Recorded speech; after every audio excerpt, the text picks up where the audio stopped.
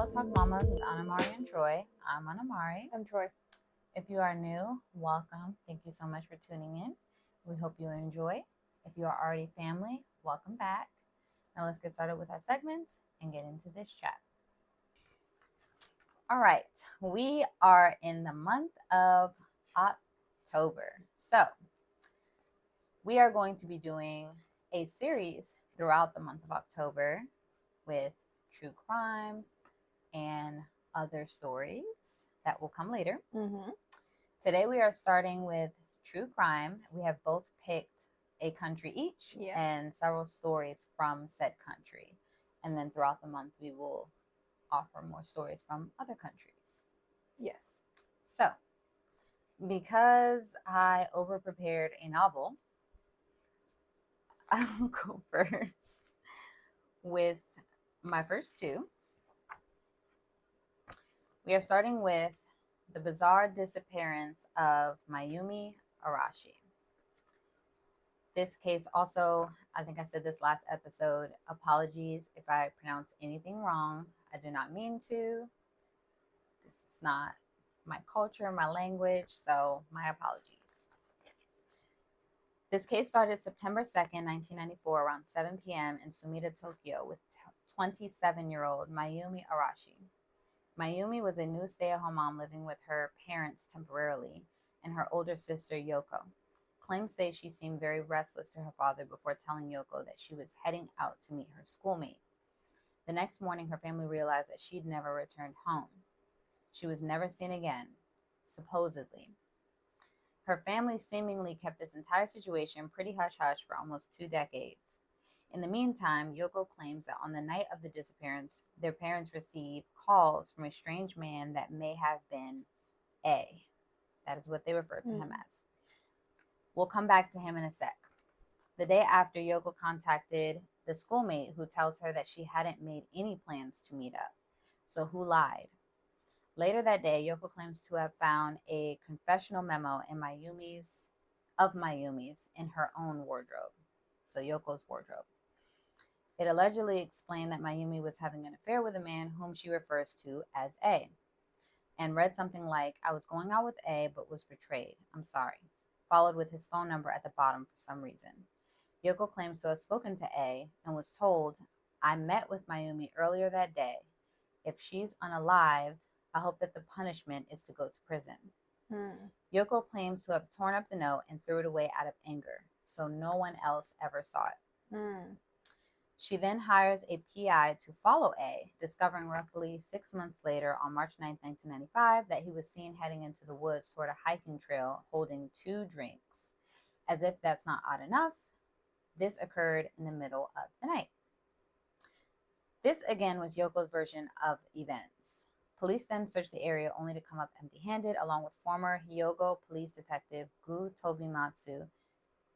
They attempt to solve the mystery, contacting Mayumi's acquaintance, who's met A, and were informed that Mayumi claimed she just spent money on A.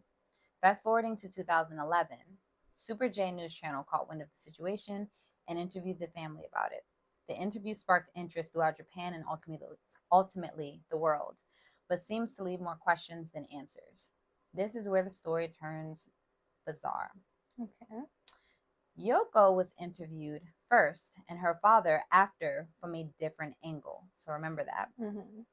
It was noticed during Yoko's interview that an elderly woman behind her was trying to do something, but because of the framing, you can't tell what at first. It later seemed to be her mom taping a note on the bookshelf without Yoko noticing. During the father's interview, he claimed that they knew nothing of the alleged affair until they found the memo, and that the day she disappeared, it seemed like something was bothering her. But remember, Yoko claimed to have torn up that memo. Circling back to the taped note, you could clearly see a creepy handwritten note behind him reading, "Don't believe Yoko's story." No one, family, interviewers, or police, brought up the note at all, or anything about Yoko for that matter.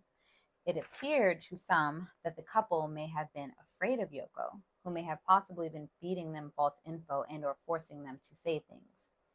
This case has been accused of being a hoax because everything makes it to the internet in this day and age, and this interview never did, aside from 2 screenshots and one archived program listing. Super J's name was also thought to have been used in order to give the story credibility. No one ever found any tapes of the Arashi's interviews. Working against that theory is the archive from Asahi TV that describes the episode in great detail, even listing an air date of October 13, 2011. You can actually look it up. I found it. And you can translate, good old technology. You can translate it because it's obviously in Japanese. In 2013, 2 years after the interview, Yoko went missing as well and hasn't been found either. Wow. There doesn't seem to be any official records for her, though. Whereas Mayumi was listed on Japan's missing person database for years. According to social media and various Japanese blogs, Yoko is believed to be missing. It's just unclear of when and how. In 2015, Mayumi's report was replaced by a message stating, "Thank you for your cooperation." This was odd, being that normally they leave an update. Did she come home, make contact, or were her remains found? Older cases like hers still exist on the site, so it wasn't removed due to its age. Her case is legally too old to be pursued by Japanese law, though, so it likely will never be solved. Wow. Especially with the only witness being someone missing and untrustworthy. Yoko's testimony was all they had to go on because she was the only one who claimed to know anything of importance, if she was telling the truth. What was A's betrayal and actual relationship with Mayumi? And did Mayumi disappear herself to get away from life or cover her alleged infidelity? If Yoko was indeed lying, did she hurt her own sister, hold crucial info that could have solved the case, or worked with the person that took Mayumi? Were the parents actually afraid of Yoko, or could they have hid something themselves? No one may ever know. That took a turn that I was not expecting. Yeah, that was good. I hope it's not a real case. I hope it is. No, no. Oh, you mean like that? Yeah, it's like a bit of a she hoax. Wasn't really. I don't know. I don't know if it was a hoax. I mean, seeing him go into the woods with 2 drinks, it's like, And remember, she's a new stay-at-home mom. So it said that her daughter was about 1 year old at this time, which means if she disappeared herself, she left her daughter. Yeah. So that does segue into my second story. Okay. Oh, I forgot I'm doing 2 first. So my second story is the trail of the Johatsu, or evaporated people. Do you have any other questions about Mayumi, by the way? You're good. Okay. I didn't want to cut you off. Johatsu loosely translates to evaporated. Of course, I put it into Google Translate and it did not translate properly, so I reversed it, and there's a line over the O. Okay. It makes a difference, apparently. 90,000 people are reported missing yearly throughout Japan, which seems to be on par with other countries around the world. However, while most are found or do return home, thousands simply vanish.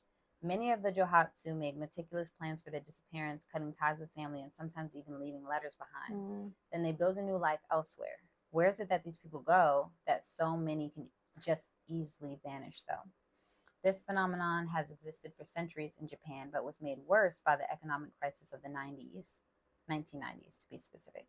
After World War II, Japan was destroyed. 45 years later, Japan impressively rebuilt itself. In the 80s, the economy was booming. Come the 90s, many fell into debt and were even said to be threatened by the Yakuza. Aside from all of that, people also disappeared because of problems at work, school, mental illness, domestic abuse, family disputes, shame, or pressures from Japanese society. Of course, we know it's a different culture, or because they just felt like it. Books even came out about how to disappear in Japan, like The Complete Manual of Disappearance. It's an actual book, which states how to word letters specifically so that the police will not search for you, i.e., including that you're fine and will come back one day.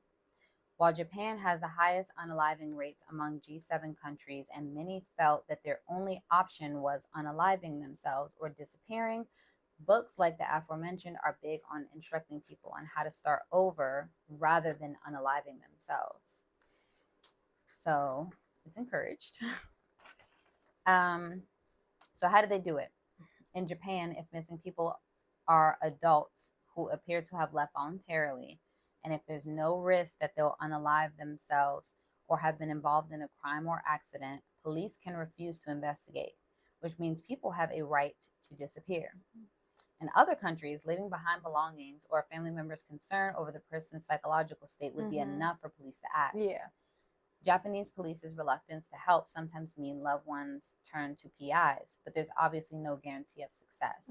PIs can be very expensive, but there's also a former police officer who formed a group 20 years ago that searches for missing loved ones free of charge. Nice.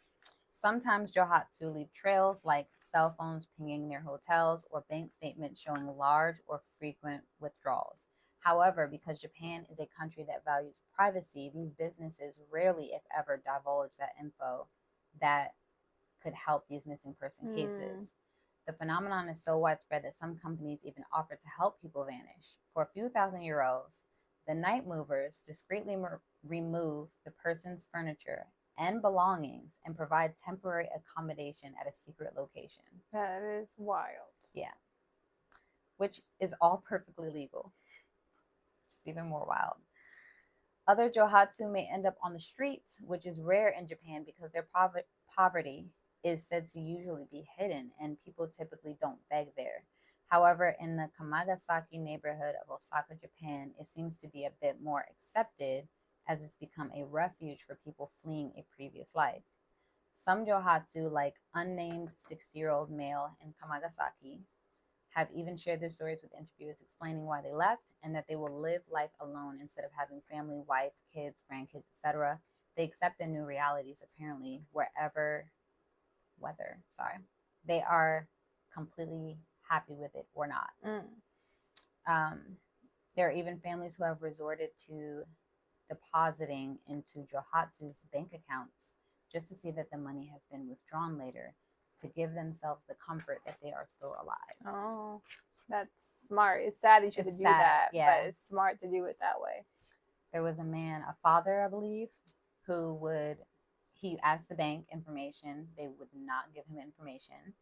And he was like, you know what, let me put some money in here. And when he came back, he saw that it was withdrawn. So periodically, he will continue to put money in there. He's like, as long as that money is coming out, I know my son or whoever is still alive. That makes sense. That's so sad. Very sad. I forgot we're doing true crime. So these aren't get your mind right. Yeah, it's not gonna be daisies and roses and all the other wonderful stuff in life. Okay, well, mine is based out of Indonesia. Okay. I don't know if my storytelling will be as compelling as yours. I'm gonna do my absolute best. I believe in you. Another disclaimer, just as hers. A lot of these names are hard to pronounce for me. So I'm gonna do my best to not mess it up. Usually when you are doing a report, good old high school information, you're supposed to use the person's last name. But because the last names tend to be a little more difficult than the first names, I'm going to use first names. So apologies. I did the same for some. I apologize. Astini Suma Ashia was born in 1955 in Indonesia. Not a whole lot is disclosed about her background, but she was known to be friendly and sometimes temperamental. She was a wife and a mother of 3. Now, throughout her adulthood, between 1992 and 1996, she borrowed money from 3 neighbors.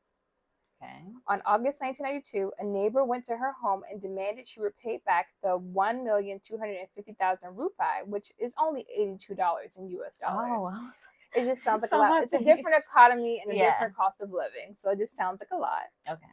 The neighbor was so upset that Asini didn't give her money that she began to throw insults at her, saying who knows what, but enough to piss her off. She didn't care for it very much and decided, I'm going to kill her right on the spot, and decided to dismember her right there in her home.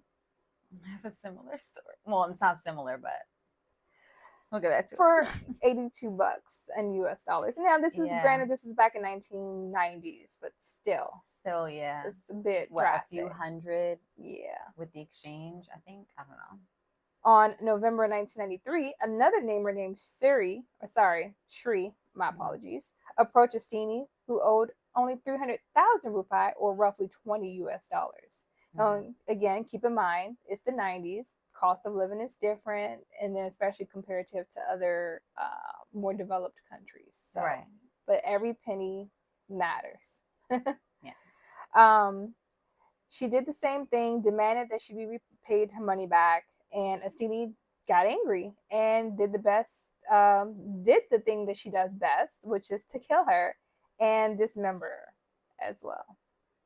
All right. In February 1996, a neighbor by the name of Puji demanded her loan be repaid. Once again, she claimed, "I don't have the money." This resulted into insults being thrown, and there's plenty of rage and being upset because you owe me money, you haven't provided it. Gimme, gimme, gimme. Mm-hmm. And so in this case, Estini decided to grab an iron bar and hit him over the head, killing him instantly. She then used a rug in her home to conceal the body and dismembered him into 10 pieces, noting that the body parts were then placed in plastic bags and scattered throughout the river and random trash bags throughout the city. So this would have been done to the other previous victims, but as of yet, no one has came forward to say this person is missing, you're a person of interest. It's just happening, and she's just getting away with it.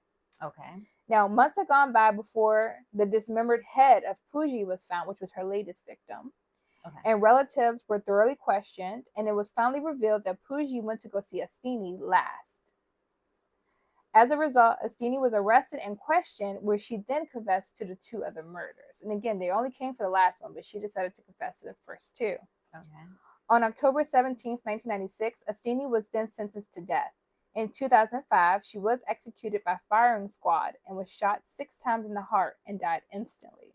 So I didn't know they aimed for anything specific. I never thought about it. Yeah, I didn't know that. I knew that they did execution squads in a sense, but I didn't know either that they would direct a certain part of the body. But I guess it would make more sense, right? Yeah, the head or the heart. Now, here's a little dinger here. Okay. Some people debate that the cruelty of her punishment was not reasonable. And also, Astini's home has since been rented out, and over the course of the years of people renting, has complained of the smell of old blood in the house. So her even though she passed away in 2005, her history still lingers in the town. Wow. Very deeply so. Yeah, that's one for you. In reference to her punishment, I will say, one, it was a different time. I'm not sure when the firing squad was nixed. If it ever was. Right. Different countries and cultures, yeah.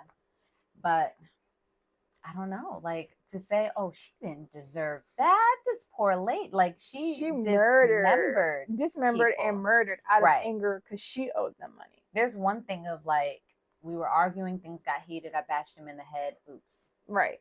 Versus, I did this more than once. I'm gonna start chopping now. And then I'm gonna spread you out throughout the city. There's premeditation. A lot. Deep premeditation to that.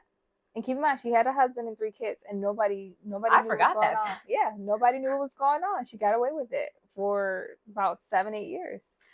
I also wonder if she did not admit to or confess to the additional 2, what her punishment would have been. That's a good question. Did women have less rights in that country at that time? And they were like, it don't matter if it was 1 or 21. That's a good question. Or would that make a difference? I didn't even think about that. Well, she snitched on herself and got herself in trouble. Thank goodness. I don't believe in the death. She's not out roaming the streets. Yeah, like I don't encourage the death of anybody, but it's just like karma's karma. I don't encourage the death of anybody, but also you can't be running around acting crazy. Yeah, that's true. That's a bit much. All right, chapter 3 of my novella. So it is actually really ironic that my next story is the Inokashira Park dismemberment incident. Interesting. Yeah, that worked out pretty well. Didn't plan it. You're welcome. On April 23rd, 1994, in the city of Mitaka, Tokyo, a cleaning lady was attending her duties in the park, approaching a bag inside a garbage bin. She opened it to look inside. Why? Little did she know her actions were about to unleash an unsolved mystery that shook the nation. Gut feeling. Right.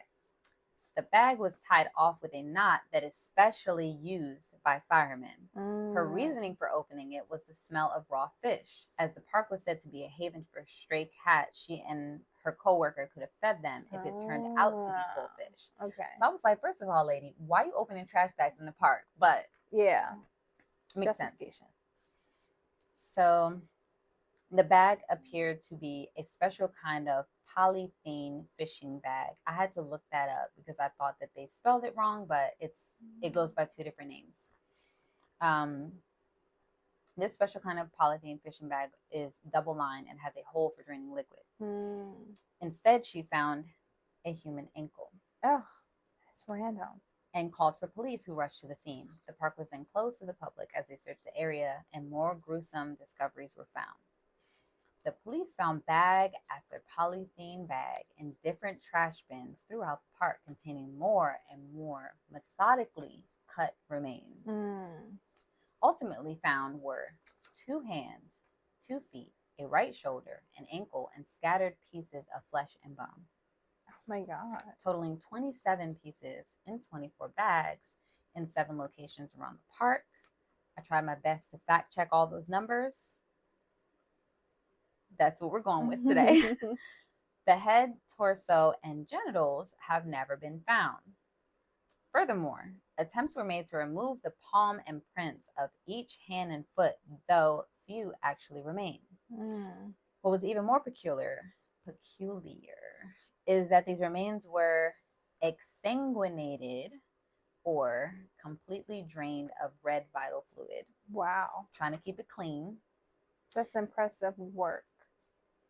Yeah. It gets worse. Buckle up. With not a single drop left. Additionally, they were washed thoroughly clean so that no evidence was left behind.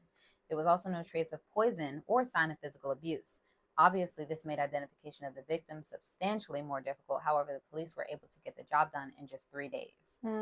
That's impressive. I feel like 3 days, they made it seem like, oh, well, it took them a while. Like, that's fast. That is very fast. For what we're working with. The original cause of his life being taken could not be determined, but they were able to find out more info. The body was that of a man who had been reported missing by his family. He was a 35-year-old architect named Seiichi Kawamura, who was a father and husband to a pregnant wife living on the north side of the park. The night he went missing, he had a family dinner, then went out for karaoke and drinking with a friend. It is also said that he went out with a group of friends or colleagues, like the equivalent of a Christmas party. But again, I did my best to fact check. He parted ways with said friend at a train station at 11 p.m. and the following morning, his family filed a missing persons report. Seiichi's autopsy occurred at Kyorin University Hospital. There were traces of internal bleeding in his muscle, indicating that he may have been dismembered while still alive. Typically, with dismemberment cases, victims are cut at natural points where joints are.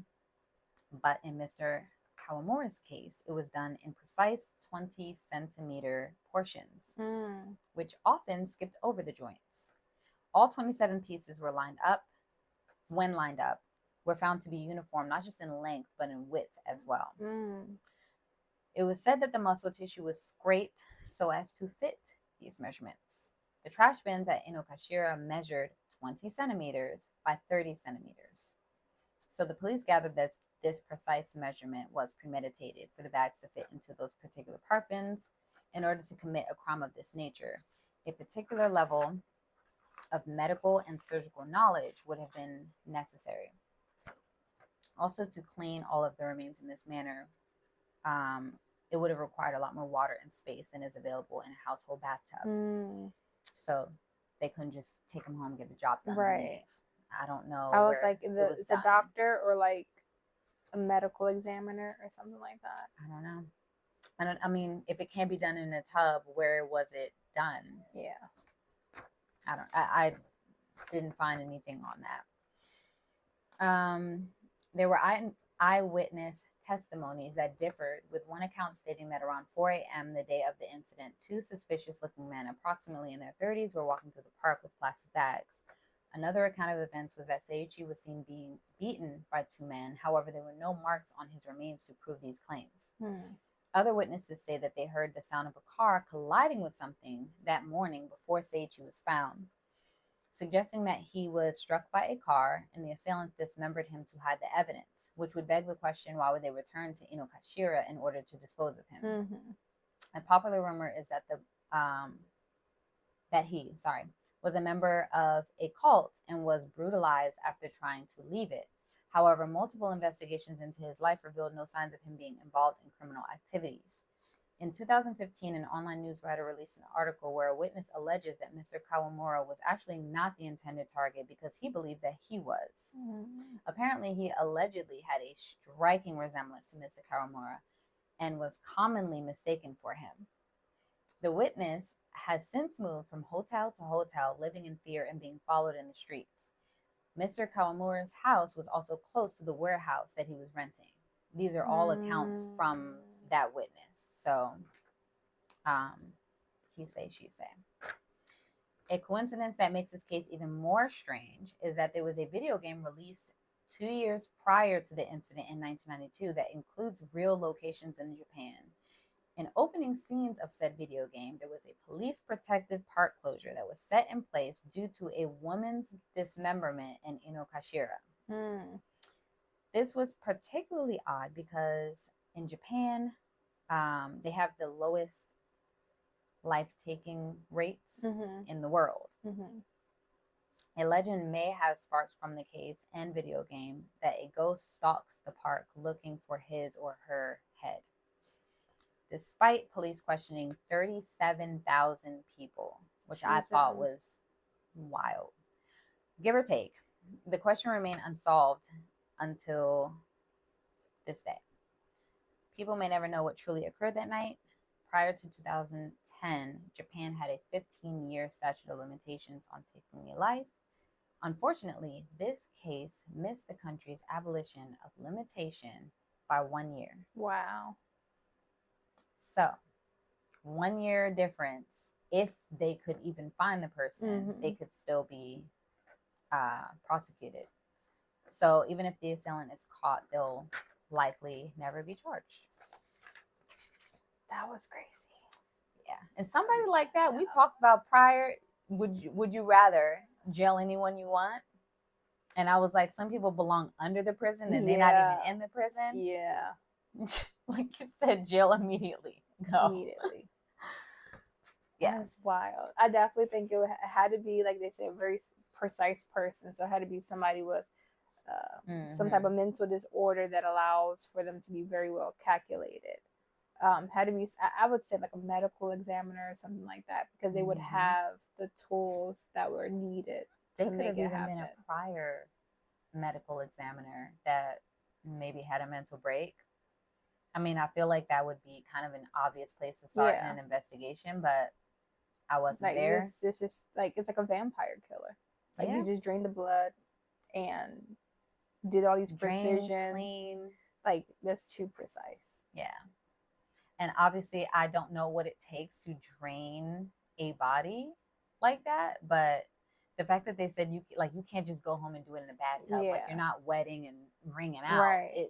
There's a process to it. Who even knows how to do something like that? That is crazy. Yeah. Holy mo. All right. Doesn't get better. This one actually isn't that bad. I mean, it's bad.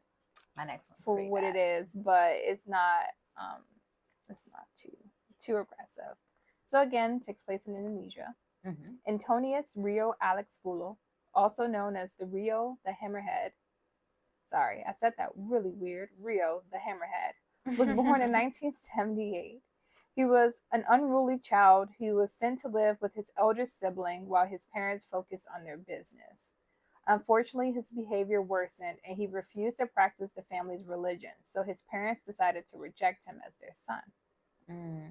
Because of this, he turned to gang life and started hanging out with thugs, skipping school, and partook in alcohol and marijuana.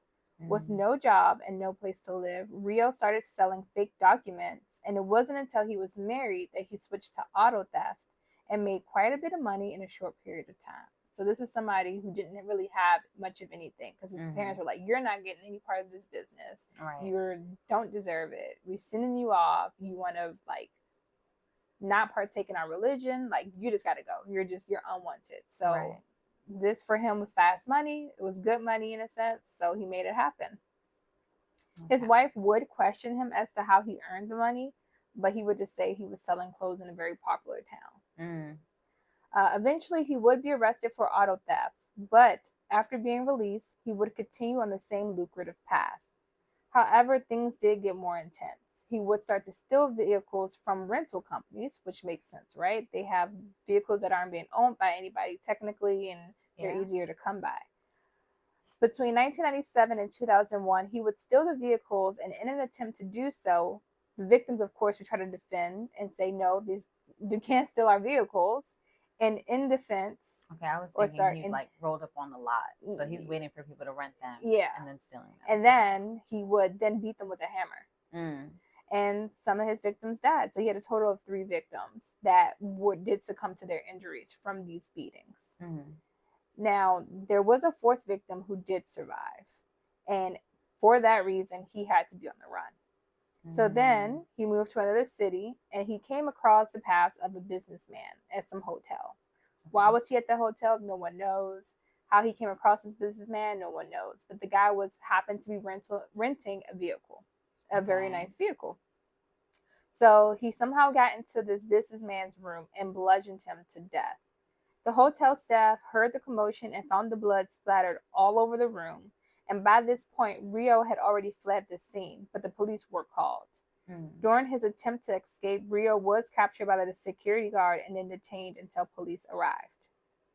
On May 14, 2001, Rio was sentenced to death and was forced to apologize to his victims' families during the court proceedings.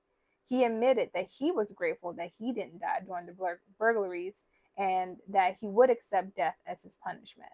So he's like, thank goodness I didn't get killed in the attempted thefts. But, I'll go ahead and accept my fate and be like, I'll take it. And also, God forbid I'm ever a family member of somebody going through anything, even a fraction of that. I don't want your forced apology. Right, exactly. It's like it means nothing to me. Nothing at all. You weren't sorry. You had plenty of opportunities to not cause any harm or to create victims. Right. You did all the theft you wanted to, but you didn't have to involve people. But you did. Even voluntary apologies. I'd be like, I'm gonna do this with your apology and we're gonna move forward because that's now. You're not done. Oh, not done. I got one more wicked part to Mr. Rio here. Now, while he was in prison, a cellmate would then teach him the Quran. Okay. Is this the religion that he was originally? Yes. Okay. So he would eventually take on and decide, I would like to learn the Quran, and a cellmate was willing to teach him. Okay. Unfortunately, there was a statement made by the cellmate that Rio did not like, and in a moment of rage, decided to slam the cellmate's head against the wall, causing skull fractures that would lead to his death.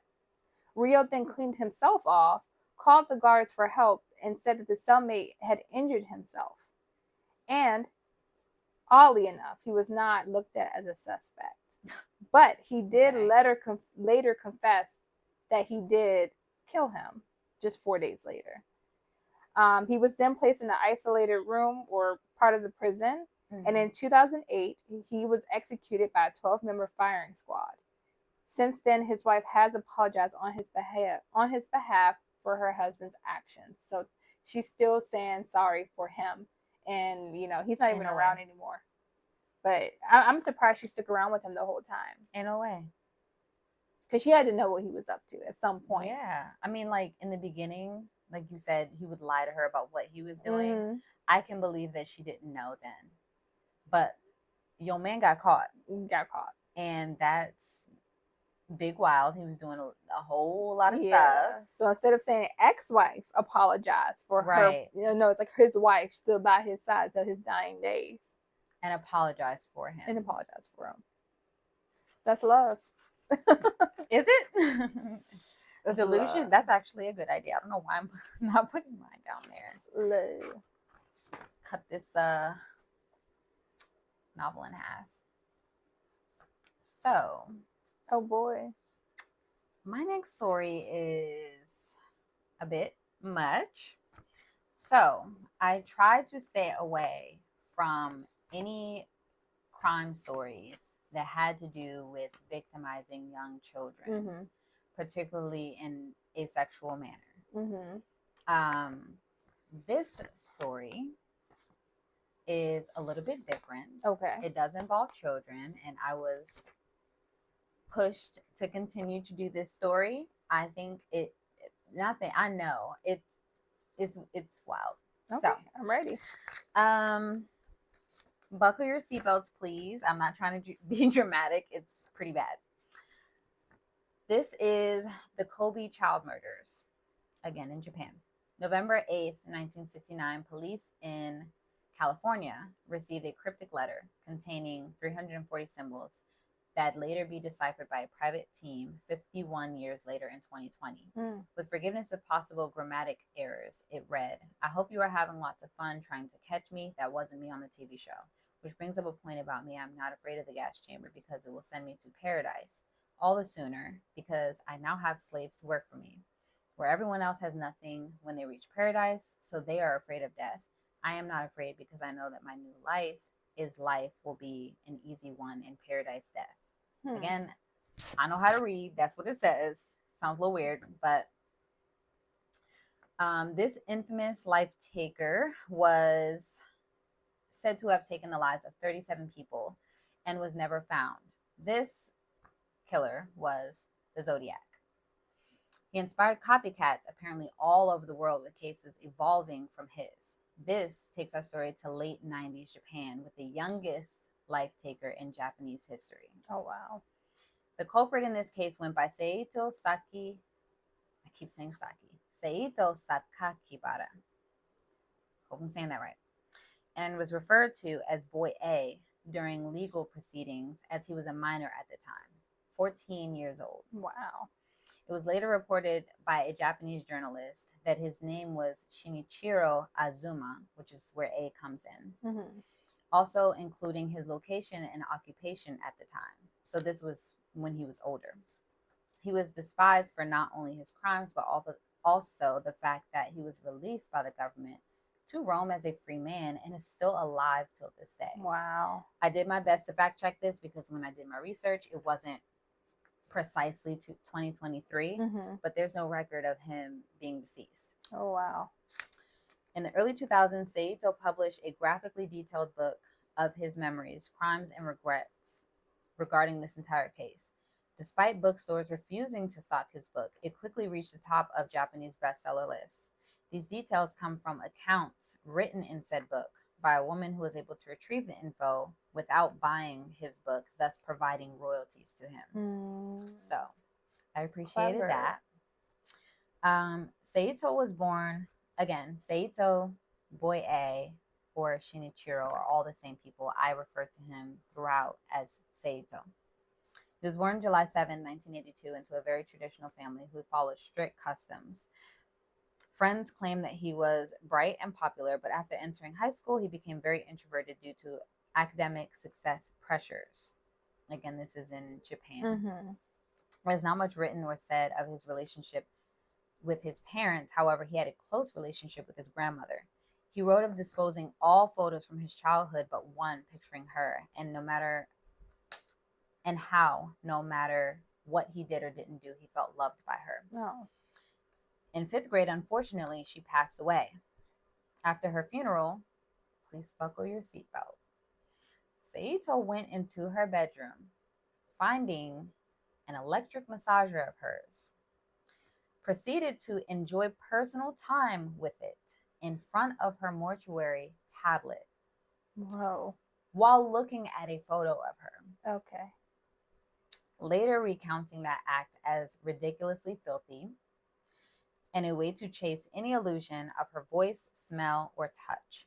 Confirmed by psychologists and Seito himself, her passing was the beginning of his fascination with death.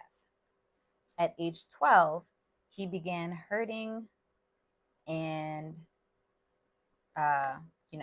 taking parts from animals to better understand them and collecting slugs with a curiosity of how they looked dismembered. He's said to have even lined up frogs in the street in order to run them over with his bike, Oh my before gosh. moving on to larger animals, which aroused him even more. He even admitted to a teacher that he had a hobby of taking the life of insects. Saito started regularly keeping a diary and carrying weapons to school. One diary entry read, "I can ease my irritation when I'm holding a survival knife or spinning scissors like a pistol." While his peers were thinking about dating, he was thinking about how to take human lives. Oh wow. He dreamt of being feared like his idols, Ted Bundy and the Zodiac. So eventually, tiring of animals, he did graduate to humans. In Suma, Kobe, Japan, on February 10th, 1997, he bludgeoned two unnamed girls with a hammer. Both survived. A month later, on March 16th, he met a fourth grader named Ayaka, or Ayaka, I think is how you say it, approaching her, asking where he could wash his hands. She took him to a nearby elementary school before being asked to turn to him so that he could thank her. When she turned, he beat her with a mallet. Immediately after, third grade girl nearby, was stabbed with a knife.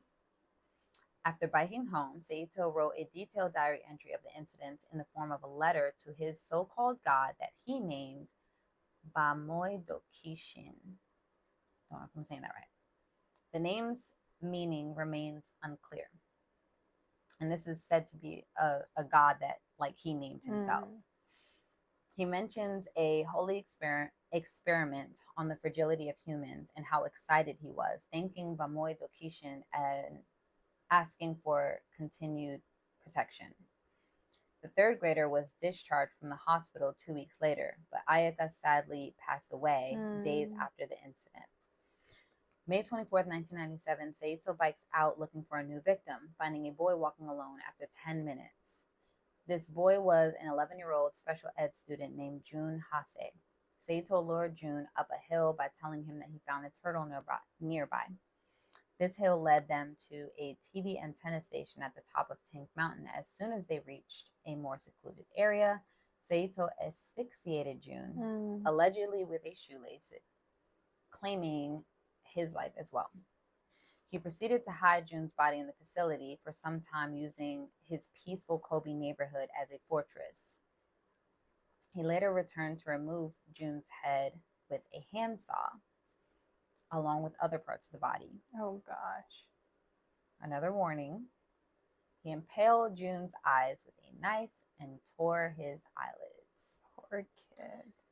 Additionally, he attempted to remove his tongue as a trophy, but rigor mortis set in, preventing him to do so. Because that wasn't enough to satiate him, he drank Jun's blood from a plastic bag, claiming that his was dirty and drinking from a pure child would cleanse his. It's like, where is he getting this information? Because obviously it's ritualistic, and it's like a religion that he essentially made on his own. So it's like he's obviously deriving his killing style from the popularized people in America, but then also like what religion is he's following that's saying that it's okay to do these things, like to purify your blood. Right. I personally, with my beliefs, would venture to say that it is a particular spirit and not being that he made his religion up. Yeah. But that's my personal beliefs, and I also don't know. But that is a good point. So he wasn't done. Saito also played with the head before relieving his male bodily fluid onto it. Dear goodness. He then cleaned and disfigured the head, which is a little confusing to me because they contradict each other, leaving the torso under the floor of Tank Mountain, but taking the head with him. Over 150 police officers then began patrolling Kobe daily. On May 27, 1997, Saito arrived at his middle school around 3:30 a.m., placing Jun Hase's head on the front gate 5 hours before anyone was expected there. A janitor later arrived and discovered this, along with a note stuffed into Jun's mouth written in red ink. The note mentioned this being the beginning of the game, that he was putting his life at stake for it. He'd be hanged if caught and even antagonizing police to work harder at trying to catch him, saying that they should be more angry. He mentions finding peace through taking lives, claiming that causing others pain eases his own, and a bloody judgment is needed for his years of great bitterness. Signing it, Seito Sakakibara. Sorry. Police compared his style of life taking and the note he left behind to the Zodiac. On June 6, Seito sent a red inked letter to the local newspaper that was much more detailed than the first. He claimed responsibility for all that had occurred so far and threatened that more would follow. He also blamed the compulsory Japanese educational system for making him invisible. Japanese media angered Seito by referring to him as Onibara, translating to Devil's Rose, which I assume means evil and red ink. To which he responded with a letter saying if they got his name wrong again or pissed him off, he'd take 3 vegetables per week, and not to be mistaken that they'd all be children. So,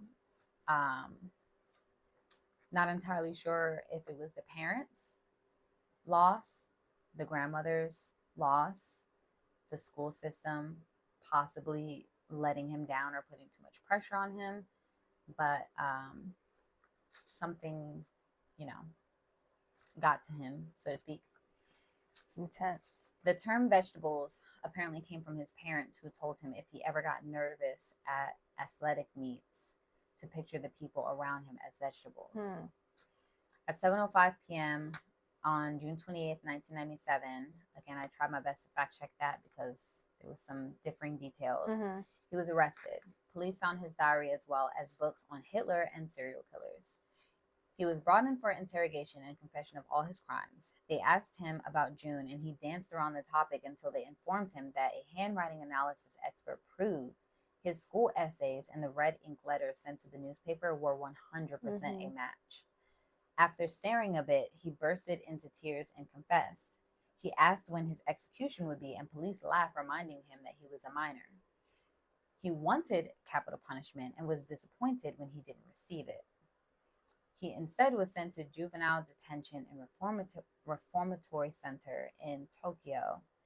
March 11, 2004, he was released on probation, gaining full freedom in 2005. Today, he'd be in his 40s, and police have lowered the age of criminal responsibility from 16 to 14, the age that he was. That's insane. So who was his caretaker? Like, who was supposed to? Oh, after his grandmother, I don't know. Because I'm like, he's just roaming around. I didn't even doing think about his that thing. during It's my like, research. who was supposed to be looking after you? That's interesting that they never mentioned that. I'm like, at what age are you allowed to? What's the word?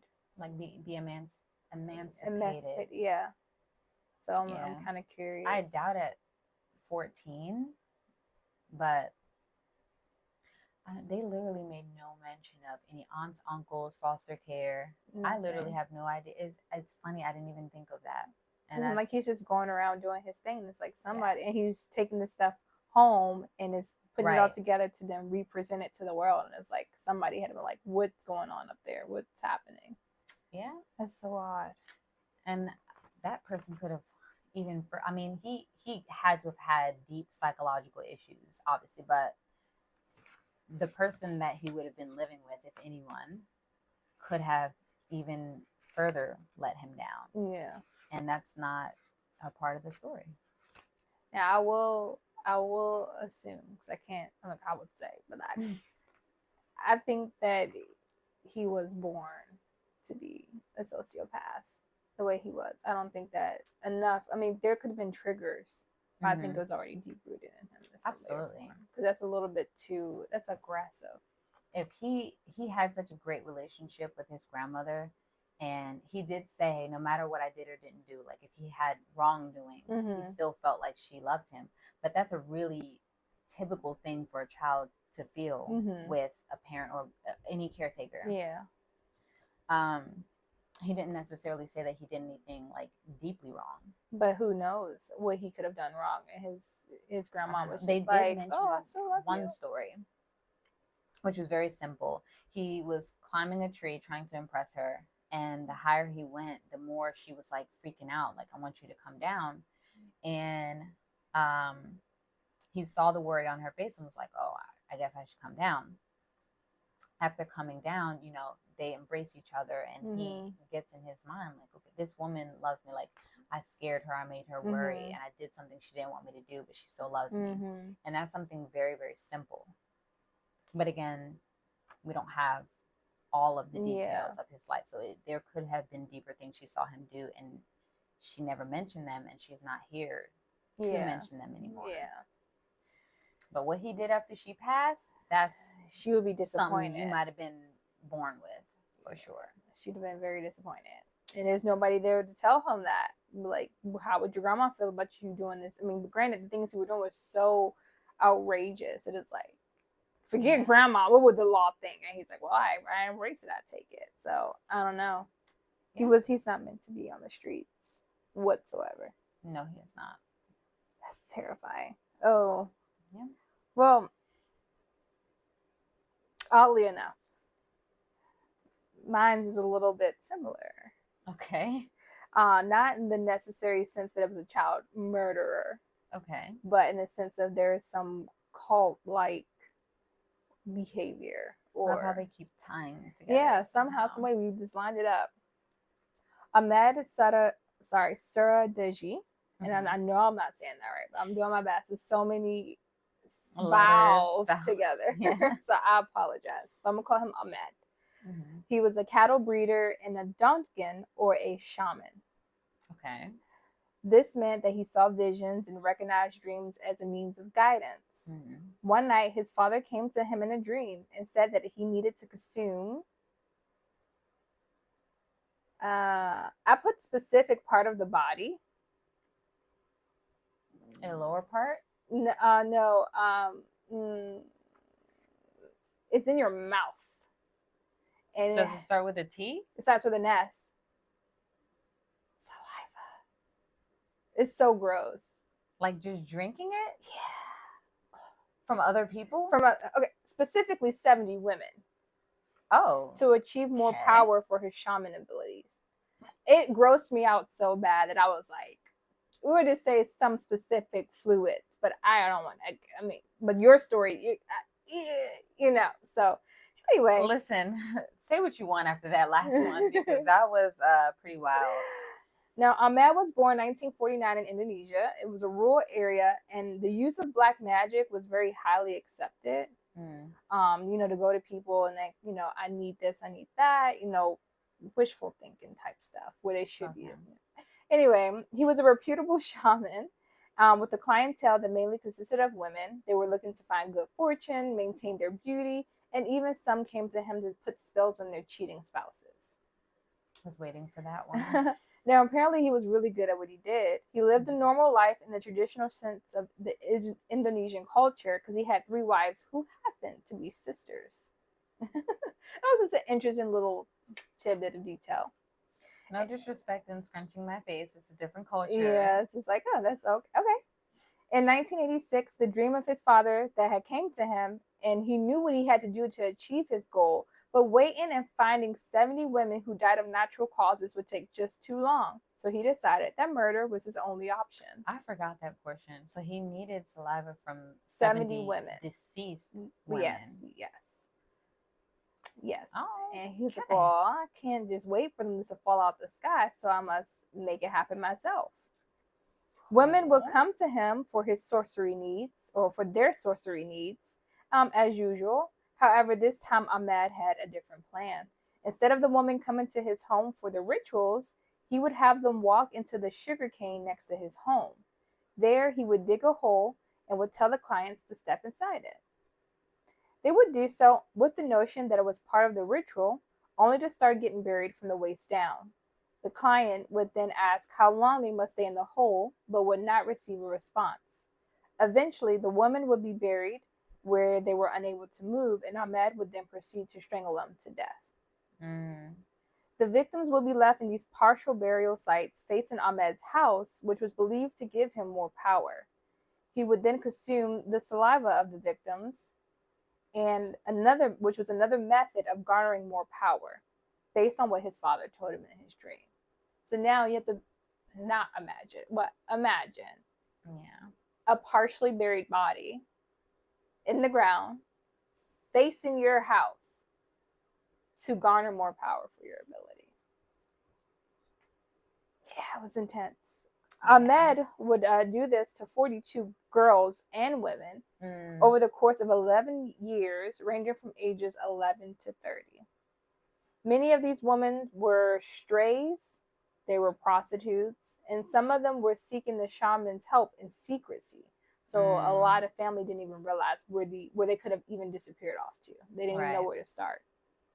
One day, a man was going through the sugarcane field and stumbled across the partially buried body of 15-year-old Sri Kamala Dewey. He immediately alerted the authorities, and they proceeded to question Ahmed and his wife, mainly because they were so close to the sugarcane field. Mm-hmm. Everyone in the household was in denial, and they had anything to do with her death, but it was later found that her purse, dress, and bracelets were found in his home. In Dewey's case, she visited the shaman in secrecy and was only missing for 3 days before being discovered. In 1997, Ahmed was arrested as he eventually confessed to the murder of 42 women, although many of them were too decomposed to be identified. So, again, 42 women and girls facing your house for 11 years. Facing your house, and no one came across it until 11 years later. It's kind of wild to me. Yeah. Wow. Okay, sorry. It took me a minute. One of his wives were found to be an accomplice, and the other 2 wives did confess to hiding the victims' clothing because they were buried nude. In his final statement with the police, Ahmed confessed that his father never told him to kill, but he took his own initiative to do so because it would have just taken way too long. On April 27, 1998, Ahmed was sentenced to death by a firing squad, and his wife, Tumuni, who was the one who confessed to being an accomplice in luring the woman, would then be sentenced to life in prison. So there was some justice, but not all the bodies were identified. It seems like firing squad is very common in your stories. So I'm assuming that's a common thing in that country. Yeah. So why did she get life? I guess because she didn't commit the murder. She was as an accomplice to lure them in, I guess. That's a lot. I keep fighting my brain from like comparing these women, and not jokingly, comparing these women to like plants. Like he planted women around his home. Yeah. To absorb power from them. Mm-hmm. Very demented. Yeah. So be careful with whatever religion you follow. Just be very careful with I ain't got nothing like that in mind. Just be careful. All right. So, bouncing back to Japan, this is the story of the Tsuyama Massacre. This is a shocking, twisted tale of rejection and revenge that only took 90 minutes. It remains the worst mass execution in Japanese history, and until 1982, the Tsuyama Massacre was the single worst recorded mass execution by an individual in the history of the entire world. Wow. Matsuo Toi, who I will refer to as Toi, was born March 5th, 1917, to pretty well-off parents. They did mention what do you call it? Middle class. Okay. Some people mention middle class. Some people said well off. I guess if you weren't poor, to them you were well off, possibly. He, however, did not have them long, as they passed away from tuberculosis when he was a baby. Him and his sister, who we'll refer to as Monaco, again, I could not fact check that, but I did see her name come up more than once. Were then sent off to live with their grandmother, Kamocho, in Kamocho Kurami village in Tsuyama. Toi actually appeared to those around him to be a well-adjusted child who wasn't deeply affected by the loss of his parents and unusual upbringing. Him and Monaco were very close growing up. So when she got married and moved away in 1934, he became hikikomori, which is a Japanese term used for youth who become extremely socially withdrawn and quiet. And I noticed at the end of my research for the Kobe murders that Seito was said to have been or become hikikomori. So apparently it's a big thing in Japan. He was 17 at the time of his sister moving away. Once he became old enough to enroll in the Japanese military, he attempted to do so in May 1937 at the age of 20. He underwent the required inspection and did very well in all sections aside from one, medical. The army doctor declared that Toy had tuberculosis. Oh no. The same disease that claimed his parents, which at that time was considered a death sentence, as they had no cure. Reclusive Toy became obsessed with Seita Abe, who was a geisha and prostitute that executed her lover in his sleep via asphyxiation in 1936. After lying with his body for hours, she then removed and kept his genitals wrapped in a magazine cover in her kimono for 3 days. Until her arrest. She asked for capital punishment, but only served 5 years of a 6-year sentence. A little 2-in-1 story for you guys. Toy then started participating in the ancient custom known as yobai, which translates to night crawl or night crawling. This is usually when young unmarried men would go out at night looking for action with young unmarried women. He'd sneak into her home and room at night and make his intentions known. If the women consented, they proceed to do the deed, and the man would sneak back out of the house. While Toy was getting quite a bit of action around the village initially, developing sexual entitlement with women of all ages. He believed that after they got wind of his tuberculosis diagnosis, they started turning down his advances, and ultimately he became ostracized by the entire village. Toy told an acquaintance, "I'm going to die from lung disease anyway, so I'll do something more terrifying than Seita Abe, the geisha." He started planning things, leaving whispers around the village, writing things like, "The target day is approaching and I will take revenge." After this was reported to the police, they came to his house and confiscated his firearms, taking away any license that he had to possess them. They were unable to arrest him and take things further at that time due to a lack of evidence. He secretly regathered his arsenal, though, and devised new plans for revenge, carefully considering not only a night that he knew the maximum number of people would be hung, but also when his former lovers who'd moved away would be back in town. So that took some time to plan. This was the night of May 20th, 1938. 21-year-old Matsuo Toy started by cutting the power to his entire village, resulting in complete darkness. Then he proceeded to return home, dressed in military clothes in the attic, and attached 2 flashlights to a headband. This was to camouflage his true intentions, as it was something he usually did before a night of yobai, or night crawling.